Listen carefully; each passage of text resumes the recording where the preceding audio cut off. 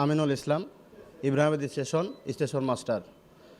কালকে আনুমানিক 19টা 30 মিনিটের সময় আমাদের 303 থেকে 303-এর 8-এ একটা অ্যাক্সিডেন্ট হয়েছে। 5 জন ওখানে রান ওভার হয়েছে আমি শুনেছি।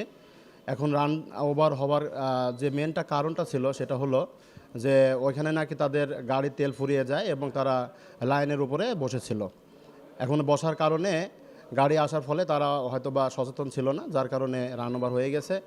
এখন আমরা ইতিপূর্বেও সচেতন করেছি যে রোডস অ্যান্ড হাইওয়ের যারা যাত্রীরা আছেন তারা যেন কোনো ক্রমেই আমাদের লাইনের উপর যেন না আসে।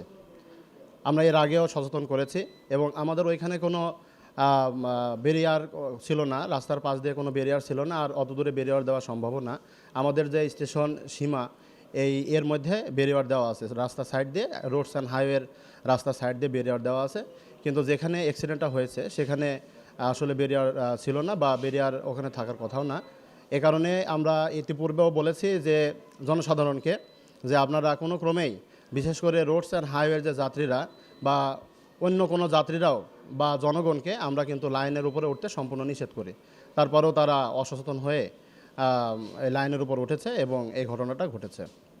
এই এলাকায় এই লাইনের সাথে আর বিশ্বডের নগে দুইটা একখানে ওখানে বাস গাড়ির জন্য কোনো এলের শব্দ শোনা যায় না।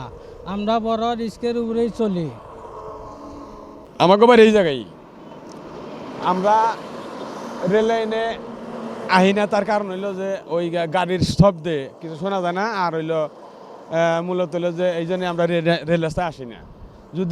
যদিও আহি আমরা মনে করি যে এই দাঁড়াই না, পার হয়ে যাই গানাগার বুঝুন, এই জায়গায় থাকি না আমরা, বাসের শব্দ কিছু শোনা যায় না, এই কারণে আমরা রেল লাইনে যাই না।